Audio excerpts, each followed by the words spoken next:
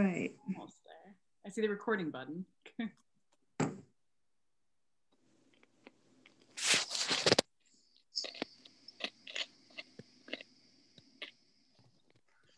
Almost done here. It is just doing a final little loading bar, and then we are going to be good. We're going to be streaming this on the Maine Women's Lobby page and the Maine Paid Leave Coalition page at once.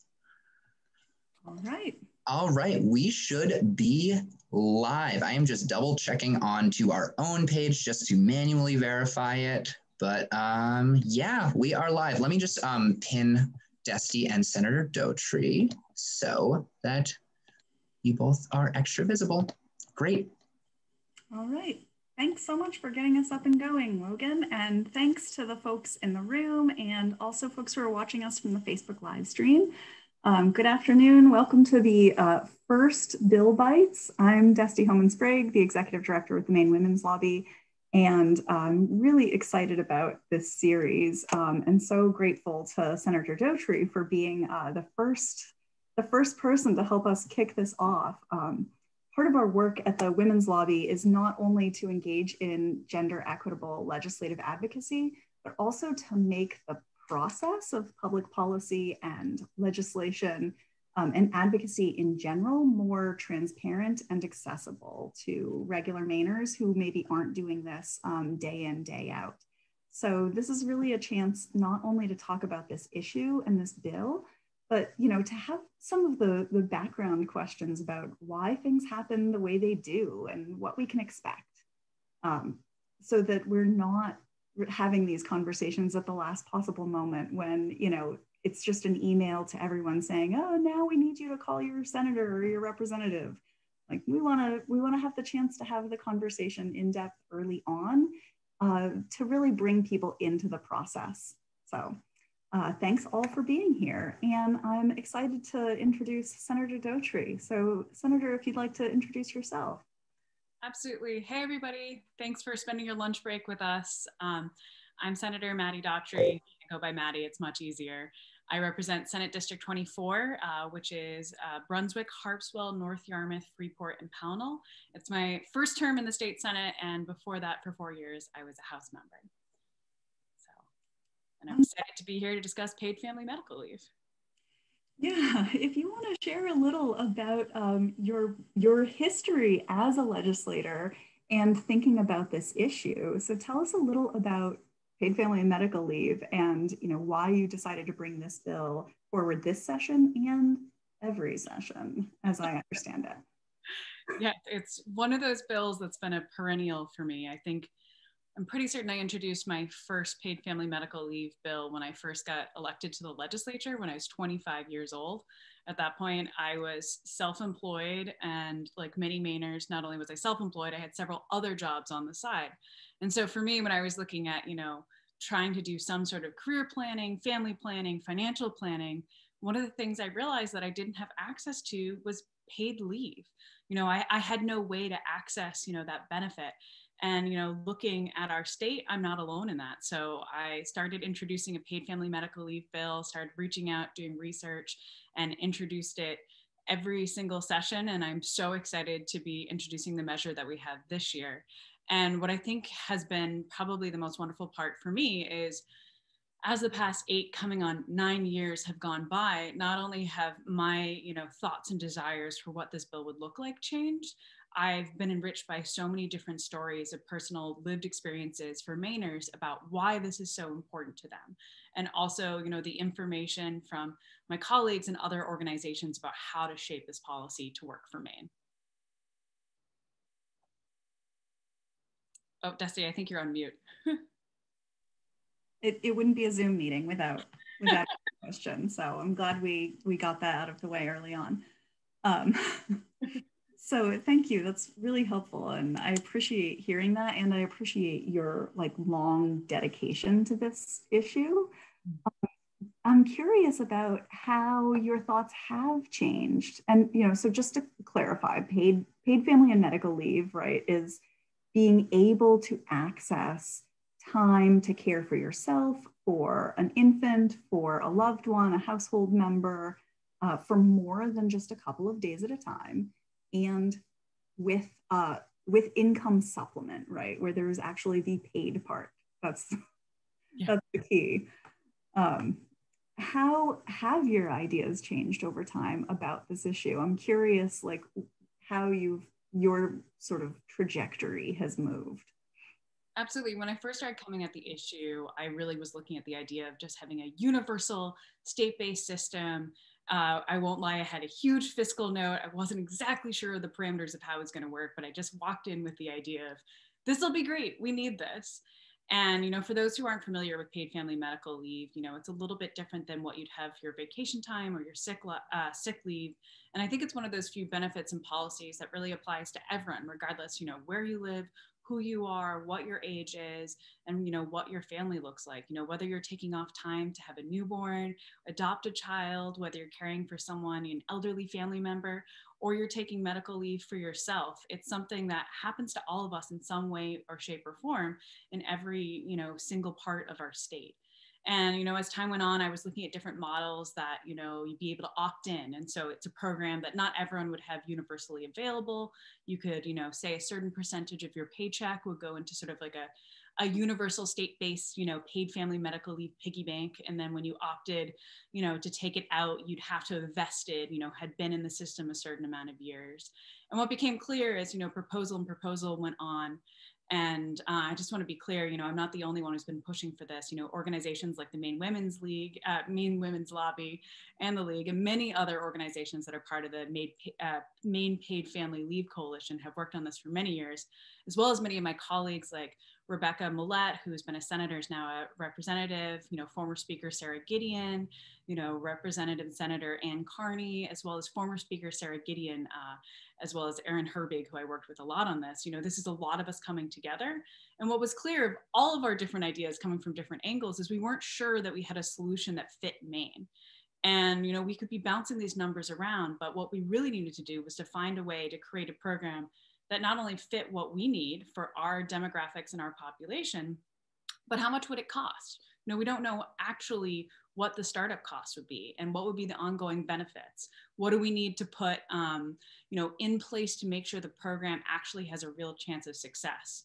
So the proposal that we're bringing forward this year, I'm really excited, creates this commission for 11 members to sit down and do the very meaningful work and actuarially study to really figure out what the cost is and the ramifications, and be able to come back to the legislature with a very well-defined and researched plan of how to pull this off.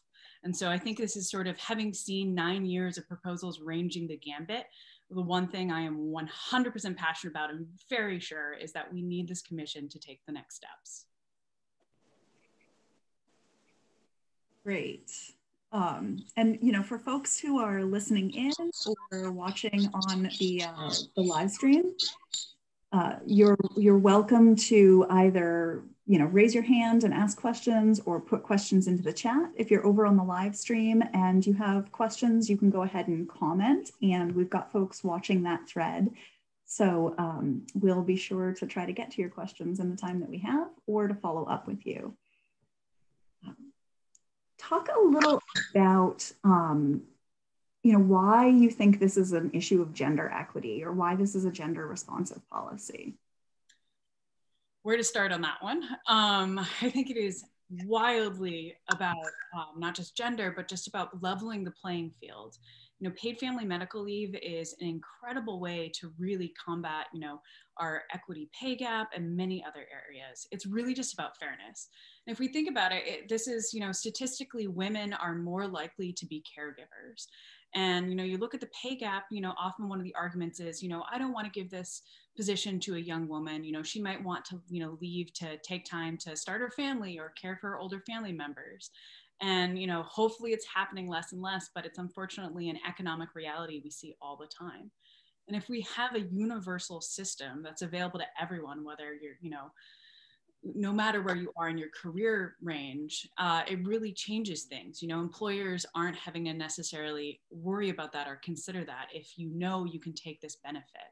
And also, you know, it really impacts, you know, frontline workers and folks who are potentially in lower income positions that might not have access to paid leave of any time. And, you know, we're seeing overwhelmingly that these are women, and especially women of color. And I think my commitment to paid family medical leave is even more passionate, I'd say, since the COVID-19 pandemic. I mean, I'm sure everyone watching has an experience of where they've had to take time off for, you know, a wide variety of reasons ranging to the pandemic. Now imagine if you've been able to do that. Now maybe you're lucky enough to have an employer that provides for this, but you know, a lot of us, the majority of us, don't have access to that. And if we had a state-based, you know, program, think about how much that would shift everything, not only for women, but especially for women of color. And we're also seeing a lot of women had to just drop out of the workforce because of COVID-19. I mean, this is worldwide. If you look at Maine unemployment statistics, you know, women are over 2% more likely to have filed an unemployment claim. And that doesn't even capture the accurate cost of how many women, you know, when children were coming home and schools were closing, it more often than not fell to women to be able to pick up that slack and take on, you know, the, you know, homeschooling and remote learning capabilities. And paid family medical leave would really sort of bridge that gap. So I think I could go on a very long time about why I think it's a huge gendered issue, but I think it's one of those benefits that really helps get at the issue of gender and inequity.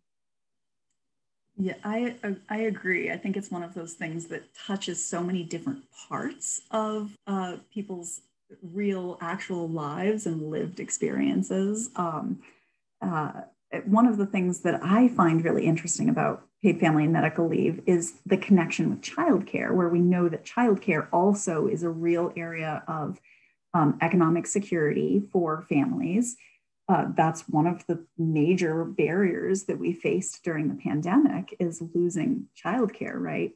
You know, as it turns out, when people have access to paid family and medical leave, it really takes the pressure off infant childcare, which is really hard to come by and very expensive. So it's another one of those little surprises about this policy. And what really just bothers me is that no one should have to fear taking off time to care for their family or themselves. You know, this is something that is, you know, a human right and is not treated as such too often, you know, not just in our country or state, in our world. And, you know, I'm really hoping the silver lining of this pandemic is people really seeing what the meaningful cost and time of work-life balance is. And hopefully there'll be more compassion and enthusiasm for measures like this. Mm-hmm. So what do you see as maybe some of the key barriers in terms of the bill this session? So it's a commission to think about the components of paid leave for Maine. What do you sort of see for the bill's future? If you can like look into your crystal ball, what should people know about either the opportunities for success or the possible barriers that we need to address? I think the biggest one in the room that applies to not just this bill, but any proposal in front of us is funding. We all know what our economy looks like. You know, you can just walk down your local Main Street and know that things are not normal. And it's the same thing for the legislature. So we have a limited pool and a much smaller budget to be able to work within. And like any measure, this commission does require some funding.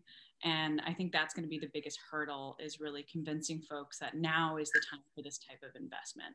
You know, we have written language in to allow outside grant funding. So hopefully we'll be able to find some ways to sort of jump that hurdle. But I do think, you know, finances will be the barrier to any bill this legislature. And I think the other item is just really convincing folks. Sometimes in the legislature, there's a little bit of a hesitation of, do we really need another study? Do we really need another task force? Do we need a blue ribbon commission? I mean, haven't we done this before? And I have been guilty of saying this, you know, myself many times. But I actually chaired a commission or a task force on college completion and affordability. And it was a huge benefit. And I saw that for once we were able to actually calculate the real need of Maine. You know, not a New England regional outlook, not a, you know, national outlook, but what it was for students in Maine and what our debt looked like. And this is exactly the same, where we do need a commission because we don't actually know what the cost is going to be. We don't know how to, you know, fully get it off the ground. And we're not, you know, in new territory. Other states have done this. And so the commission can actually look at those states, figure out what the best practices are, figure out what the real cost is, and then tell the legislature how we can actually pull this off. Yeah. I see a question in the chat. Is there research on how paid family and medical leave programs can lead to decreased government spending in the long term, like increasing retention rates for employees, having people get more preventive medical treatment, et cetera, just in terms of on the cost point, that question is. Senator Daughtry, I wonder if you know about that.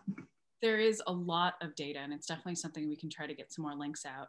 I mean, first, just think of everyone's personal experience of when you're trying to schedule time to, maybe get your teeth cleaned or go to a dental, appointment. And, if you're working with an employer who might not be friendly for taking that type of time, it makes you a little bit nervous of like how long you're going to stay in that position. But what if instead you were able to actually access, paid time to take that type of care? It has been shown nationally. There's a lot of company-based studies that show where companies are able to do it, what their retention has been. There have been some economic impact studies showing that spending on this type of measure comes back and benefits the state in a very, very good way. It's something that I sort of see like early childhood education. It's excellent money to spend because we get it back in the end. And it's also, like you're saying, Dusty, how it sort of like connects into other items. It's really, a public health issue as well, because it enables, employees to take care of themselves and not have that concern and that anvil of potential financial ruin over their head for caring for their family, themselves, and their loved ones. So yes, I guess that's the way to say that. There's a lot of studies on those. We can link on it, and that's exactly the type of thing the commission would be looking at. I also recently saw that states that had paid family and medical leave have had far fewer rates of COVID. So it's really a specific COVID response to be able to give people an opportunity to stay home when they aren't well for more than just a couple of days at a time. And so states that have implemented paid family and medical leave, they've been able to folks to care for themselves, to care for their family members, and to quarantine in a way that has meant that there's a lot less pressure on their state infrastructure in terms of the actual COVID response. So this really is a COVID bill in my mind. Agreed. I think one of the other barriers that I've heard throughout the years is the cost. We can't do this to our businesses, that, it's unattainable. We can't do this. Maine has so many small businesses. What's the cost to them? And in my other life, I am a small business owner. I opened a brewery here in Brunswick about 3 years ago. And being a small business owner has made me even more fired up about paid family medical leave. Because for a lot of us who are just getting started, who are small family businesses or startups, we can't afford to pay the benefits that wonderful employers like IDEX and LL Bean are able to have in their benefit packages. So one, if we have a state-based system, it makes my own business and other small businesses competitive. And when it's a state-based system, it's not something we're necessarily taking on the cost ourselves. It's a community-based, statewide, drive to make this happen for all of us. And then I've seen in my own work, I remember when I was waitressing, being really concerned, taking a night off when I didn't feel well, and working in service and hospitality, the last thing you want is anyone on that floor who isn't feeling well. And we're seeing that very much with COVID. And I think it empowers employees and employers to take time off when you're not feeling well. And this is something that's going to keep going on during the pandemic. And, I saw this, one of our mission statements when we started was to save up to offer paid leave. And we're really excited. Hopefully, after the pandemic, we might be able to offer 1 or 2 days, which for us, we're like cheering from the roof that might be part for our employees. But, it should be more than that. And it shouldn't be up to all employers. Like the way I see it, this is a basic human right. I waited tables for many years, through high school and college and grad school. And yeah, it was endemic to go to work sick because that's what the choices were. And, certainly nobody even dreamed of like being able to have a baby and stay home with a baby. Like it's just off the table. Exactly.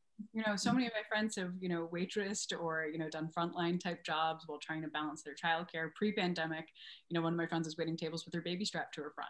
And whilst, she's my own shero for being able to pull that off, she should be able to find a way to economically make that work. And I think, you're saying it's a COVID bill. Look at the majority of our frontline workers, folks who are working in our grocery stores, folks who are doing childcare. And we really, have this scary point where people are having to decide, when they're quarantining, how do you make this work, and fearing losing their job. And overwhelmingly, those folks are women and people of color in Maine and in the world. And so having access to say, one of my family members potentially is sick and I can take a few days off and care for them without facing financial ruin, really, I think starts to change things around. And especially in Maine, we're an old state, all of us are going to be looking at, also the other thing, women are often in a sandwich generation where, we're caring for our children and trying to balance those needs while also caring for our older, parents and making sure, they have what they need, and then trying to balance our own, time and making sure we're having, care for those other bracket generations. So there's a lot of aspects to it. Yeah. Well, I just want to let folks know too that if you have any questions, that this is a great time to drop them in the chat or put them over on the comments in the Facebook live stream. And while we see if there are last lingering questions, what else should people know about this bill this session? Where can people find out more? Absolutely. So right now, the bill is not out of the revisor's office, which means the bill is technically still being drafted. Once it's drafted and there's an LD, definitely check out, stay in touch with the Maine Women's Lobby. Also on my website or my Facebook or my Senate page, I'll be posting information about it as well. Or MaineFamilyLeave.com is doing a lot of advocacy for this and is a great way to stay connected with the measure. The biggest thing that I think is the most helpful is contact your legislator. If you're really passionate and have your own lived experience and story that you can share with your legislator, please do. That is the most powerful way to really move the ball on this. And, share why it's important. And then the, I guess, silver lining of doing a virtual legislature is when the bill is, up for a hearing, it'll be a lot easier for people to, jump in on a virtual legislature and be able to testify with their experience. So we'll have an opportunity for people directly to talk to the committee about why this is important. Great. I like to joke, they won't need paid family medical leave, hopefully, to testify, because I've heard many times when people come up to testify in this measure that they had to take unpaid time off from work to drive to Augusta. Right. The irony. All right, we've dropped some of those links in the chat and in the Facebook comments. One last question, which is sort of an insider ballgame that I'm really interested in. Does the legislature have criteria for how they determine if a study is legitimate? So there's a couple different aspects. Obviously, it's up to the committee that the bill is being heard in front, and it's up to those members to make the decision about whether they think it is useful based on public hearing from all of you, from advocates, and from commission level and department level personnel. Then once a commission and studies actually pass through the legislature, there's actually a thing known as the study table where all of these bills go. And appropriations every year gives the study table a certain, basically amount, an appropriation that they're allowed to spend on that type of bill. So even if you get it through, you then have to be a champion to really fight for your study, your commission, your task force to get funding. So there is a bit of an inside baseball game of not only making sure that the study table gets, a good appropriation, but trying to convince everyone that your bill needs it. Nice. Thank you. I love that kind of inside work. So thank you so much for that. I really appreciate your time. I appreciate all of your insight here today. I see people chiming in on the chat. So glad that you're one of the champions. I'll also just make sure that folks know I'm sharing here the mainwomen.org, which is the Maine Women's Lobby website. If you go over to the Maine Lobby page, you'll see that there's the legislative tracking. You'll be able to stay up to date on bill bites, and you can click through on the tracking document there and make sure that you can see all the bills that we're tracking this session. So hopefully it's a really useful way for people to be able to stay up to date on this and a wide range of issues, and to sign up for our weekly legislative roundup newsletter as well. So any last thoughts before we close up? I would just say, I think there's a lot of us who, do this for a living, and, it's exciting to be a legislator, but the most powerful way to really make change, which, I've learned time and time again, remember the first time I advocated for a bill when I think I was like 14 or 15 years old about pesticides on school grounds, and just, you know, getting to realize that the legislators really did actually care what I had to say. So I think sharing everyone's stories, whether, you know, it's making sure that you had time to care for an adoption, or, you know, had some sort of freak accident and had to take medical leave, or you have a child with disabilities where you regularly need to take time to work with them, or if you just have an elderly parent, those personal stories are really what move these goals over the, you know, finishing line, and really what's going to make this happen. So I sort of encourage everyone out there, please reach out, share your stories, and I'm going to keep introducing this until it's done. I have a few other bills that I'm always working on, but I, you know, promise I am not leaving politics until we have some sort of paid family medical leave. Fingers crossed. Thank you so much. I really appreciate this. I appreciate your insight and your experience with this issue. So thank you for being here today. And thanks to the rest of you for chiming in and your great questions. So, it's 12:45. Here we are. Time to get ready for the rest of the virtual legislature day. That's right. All right. Have a great afternoon to you and to everybody else. Thank you. Bye-bye. Thank you.